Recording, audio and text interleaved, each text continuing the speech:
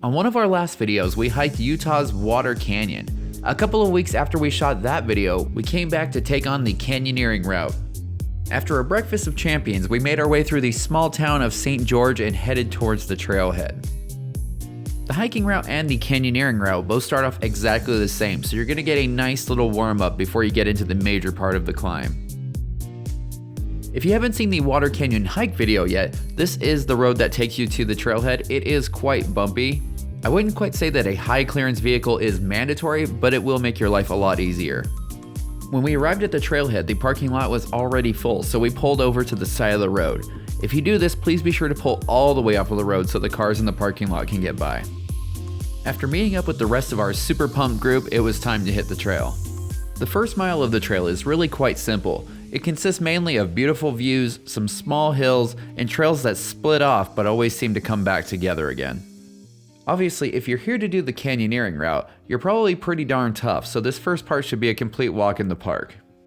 Hopefully you and your group won't be in such a rush to get to the Canyoneering section that you won't take the time to look around and enjoy the view.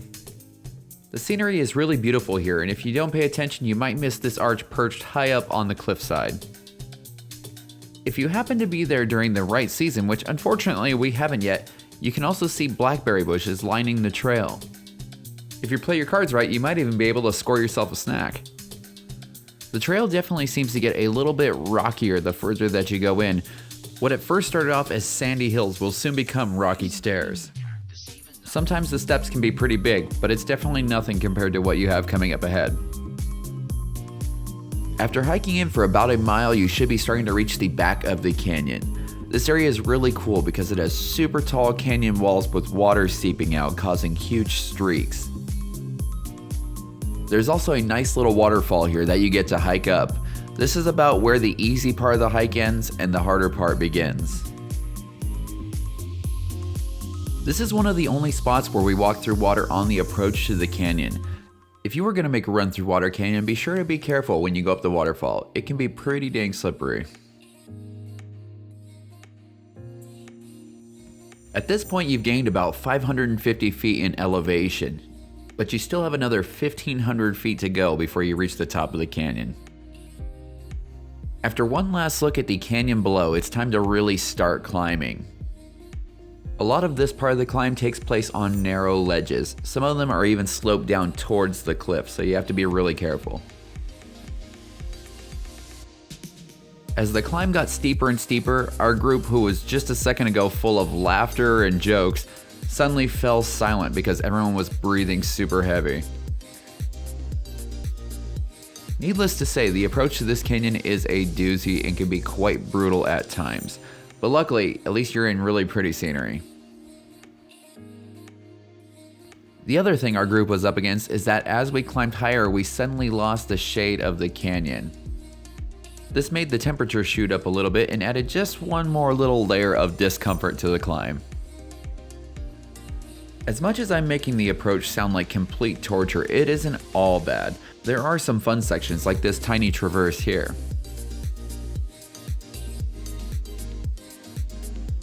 This is probably one of the steepest climbs on the approach. That is, unless you want to be an absolute beast like On and take some crazy sketchy side trails on the way up. Although this is the alternative to that climb, and it is not a whole lot easier. As we looked up, we could tell that we were nearing the top and spirits were high. After you pass that climb that you saw just a second ago, it's just a consistent uphill the rest of the way to the top. Finally, after a ton of climbing, we arrived at a spot known as Top Rock. This is a super scenic spot, and the good news is you are pretty much done climbing for the day.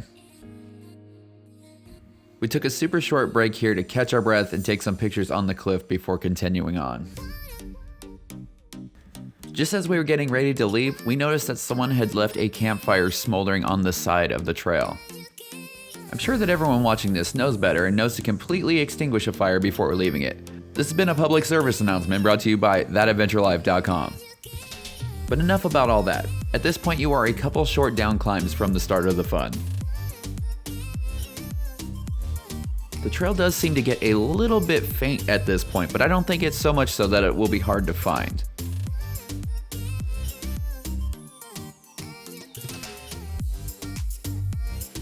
Once you see this small pool appear on the left, you know that you have found your way because Repel One is almost right below it. And finally, after a long hard climb, I am proud to present to you Repel One. Please note that we ran this canyon when it was abnormally dry, so it could look completely different when you visit. The first rappel is anchored around a tree trunk that is about 30 feet away from the edge, and it has a pretty respectable height of somewhere between 70 and 80 feet.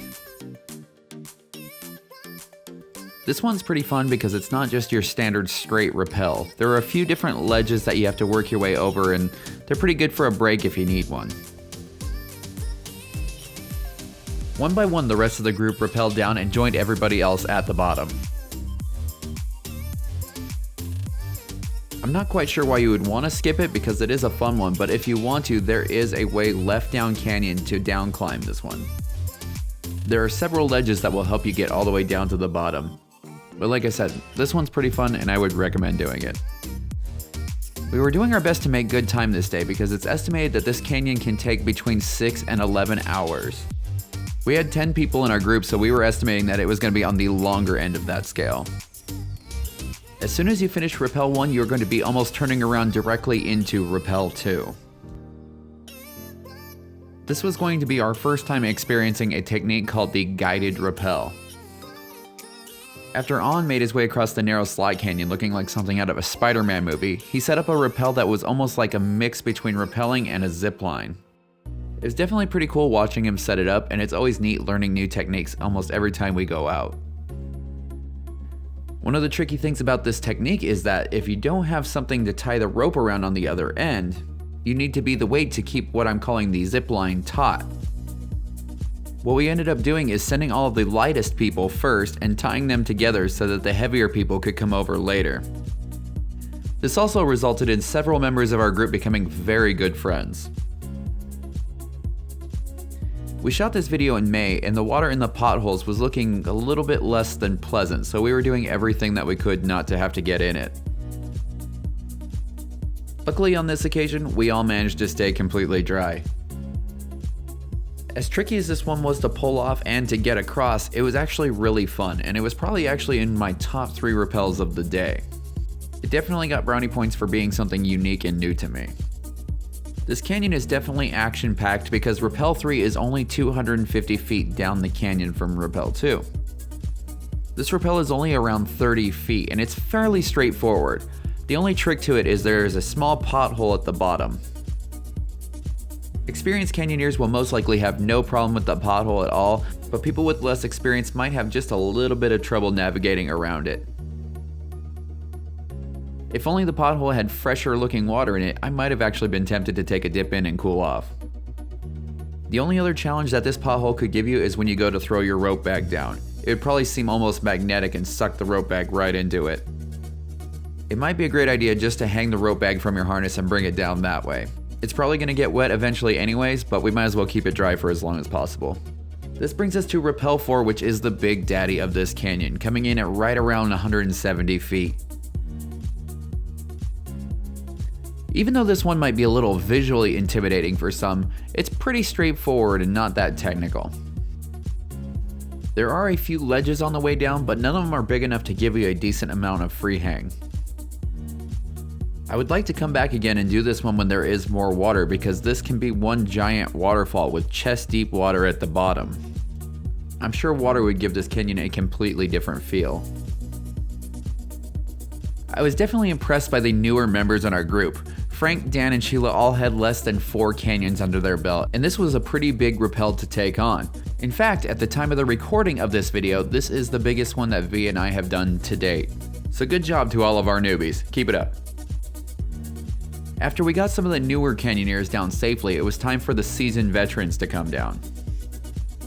It's pretty impressive watching the speed that some of them can carry as they come down the walls. I'm working my way up towards it. It's gonna take a second though. The one benefit of doing this canyon during a drier month is that you don't need to wear wetsuits. We only came across one swimmer that you'll see in a little bit, but it wasn't that bad and it was really short. Do you remember earlier when I told you that rope bags are attracted to water? Well, I'd like to present to you video evidence. See Exhibit A. I rest my case. The last person in our group to come down was none other than On, aka The Animal. He came down with True Style and the selfie stick, which gave a great idea of just how high this wall really was. Immediately after the big wall, we came to this narrow stemming section with more water that we didn't really want to get into. I can't remember who made the decision, but somehow we came up with the idea that anyone that fell in the water had to buy dinner for everybody. So needless to say, no one wanted to go in. There were some very close calls, and I was already trying to think about what I was going to order on someone else's dime. But unfortunately, when all was said and done, everybody ended up making it through completely dry, and I had to buy my own dinner. Maybe next time I'll bring a little dish soap to spray on the wall behind me. It's about 300 feet between Repel 4 and Repel 5, including that narrow stemming section. It can get pretty narrow, and you're most likely going to have to take your backpack off to squeeze through some of the tighter gaps. Even V had to take off her pack. That shows you just how tight it is. After you come out of the canyon, you will find yourself at Repels 5 and 6, which are back to back. Repel 5 is tiny, and I'd guess that it's somewhere between 12 to 15 feet. I'm sure that more experienced canyoneers can just down climb it. There's also a bypass if you want to skip Repel 5 and 6. I thought they were both pretty fun, and once again, I would recommend doing them. Just be careful on this one, because even though it is short, as you can see, it is also a little bit on the slippery side. If you do this canyon when there's more water, this entire area can be covered in little waterfalls. I'm sure it would be absolutely incredible to see, but it would also make things a little more tricky. Repel 6 dropped us into the one and only swimmer that we encountered this day. The water was brisk, but not absolutely miserable, which is a good thing because I ended up staying in long enough to grab V and pull her over to the side. I think that if it wasn't for the fact that our packs were so buoyant, our feet would have touched the ground a lot sooner, but since we were floating, we had to swim all the way over to the side. It was pretty funny seeing the various reactions of the different members of our group as they hit the chilled water. Some seemed unfazed, and others you would have sworn they just fell through a sheet of ice. I'm sure some of it was for comedic value for the growing group of us waiting at the bottom. One thing's for sure though, I'm sure glad that we were still in the nice warm part of the day. It got a little bit colder later, and getting out of the cold water into that would not have been very much fun. Even with the conditions being pretty much just about as ideal as they could be, Mary Lou, who was the last person in our group to come down, was still just a little bit hesitant about getting into the water. But eventually she did, and we were on our way to Repel 7. One thing that I love about water canyon is just how close all of the repels are to each other. Repel 7 is only about 80 feet from the water that is below Repel 6. It is fairly simple and only about 25 feet tall. I think that the only challenging thing about it was that it is a little bit on the smooth side, so it's a little hard to get traction at times. If you look towards the right side of the screen, you will see a couple of ledges. This one is down climbable as well if you're in a rush or you just don't want to do this one. Even though we had a pretty large group that day, as easy as this one was, it didn't take us very long and we were packed up and we were heading off to Repel 8. After you make your way through a short slot canyon, you will find yourself at the top of Repel 8, which is also another favorite of mine. This one has a bit of an awkward start because the top is sloped down towards an almost 60-foot vertical drop. So it's highly recommended, and I would even say necessary, to use your safety tether while you're getting on rope. This rappel has a very sharp edge at the top and is just a little bit overhanging. Even with the angle, it's definitely not completely free hanging, and there are a couple times where you're going to come in contact with the wall, but it's still really fun that you can do this one in a couple good sized bounces. There's also something really picturesque about this part of the canyon as well, so if you're here, be sure to take a second to take in the scenery. This canyon really does have a lot of fun packed into it, considering it's only 4.3 miles long, and the technical section is only 3/4 of a mile. I was sure glad that we were drying off at this point because we were starting to approach the evening hours. The temperature was starting to drop a little bit and it was getting pretty cold. There was a small dance party forming at the bottom of the rappel to keep everybody warm. Once everyone got down, we packed up and headed towards Repel 9. This is one of the farther distances between the two rappels and it's still only 500 feet. We didn't know that An had snuck off, but he headed off ahead because he knew that the next one was going to be yet another guided rappel. Me and I thought that it was super cool that on our first time experiencing a guided rappel that we got to do it twice in one canyon. This time we had the benefit of having a tree to tie the rope around, but the problem was it was all the way over here. That was going to make things a little bit tricky. Luckily, some of the more veteran members of our group put their heads together and we came up with an awesome solution. This guided rappel was a little bit more difficult than the first one. You had to work your way down the wall and then do a 180 and try to land on the other side of the pothole. Or you could just have someone grab you and pull you across. There's also a chance you're going to swing into the crack, which takes the difficulty up yet another notch. As challenging as it was still really fun.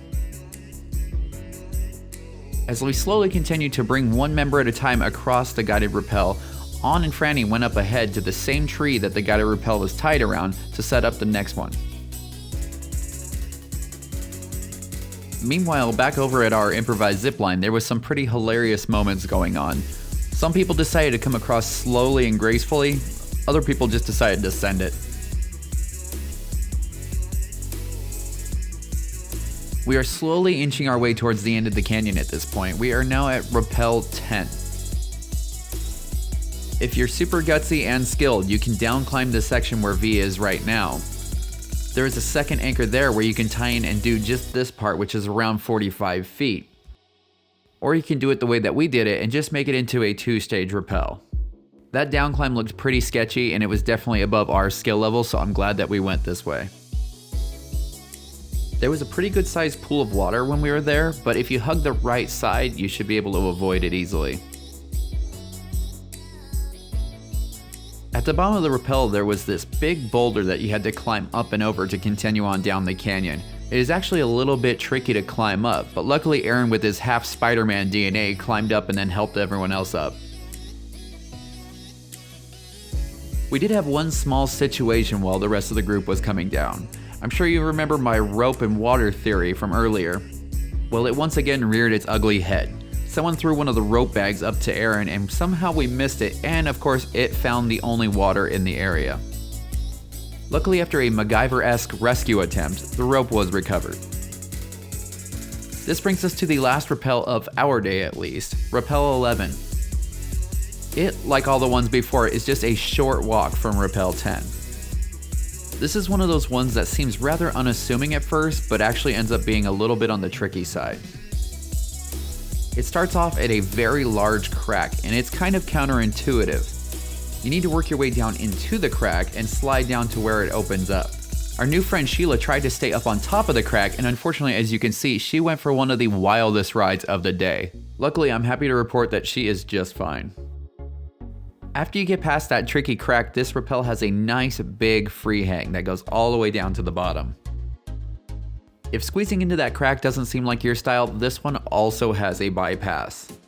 All you have to do is make a right and circle around the ledge that we climbed up to start this rappel. When I think back now, I can't think of any that I would have skipped along the way. They all had their fun and unique points about them, and I would do them all again on our next visit. I guess the only thing that could change my mind is if there was a super heavy flow of water that made any of them look dangerous. Once everyone got to the bottom, we talked it over and decided if we wanted to do the 12th and final rappel or not. It's about 105 feet high, but the only problem is it drops you down into yet another swimmer. We obviously weren't wearing our wetsuits, the temperatures were dropping fast, and we didn't feel like taking a cold and wet walk back to the car, so we decided to skip it. I don't see this being our last run through Water Canyon, so hopefully we'll hit it on our next visit. The bypass for Repel 12 ended up connecting us to the main trail, and before we knew it, we were back at the small waterfall at the very bottom of the canyon. If you would like to see what this canyon looks like with a ton more water in it, we will be putting a link to An's video in the description below. I'd like to send a huge thank you out to An and Aaron for giving me the footage off of their GoPros, cause that helped make this video possible. And also a thank you out to our group for making this a fun, safe, and awesome experience. And now for the disclaimer. Canyoneering is absolutely amazing, but it can be dangerous. If you want to try this for yourself, I highly recommend taking a training course or at least going with someone who is highly experienced. If you enjoy our adventures, be sure to subscribe and hit that bell icon so you get notified when we make new videos. Check us out on Instagram at thatadventurelife_official. And for all the information about canyoneering in Water Canyon and other awesome things to do in Utah, head on over to thatadventurelife.com.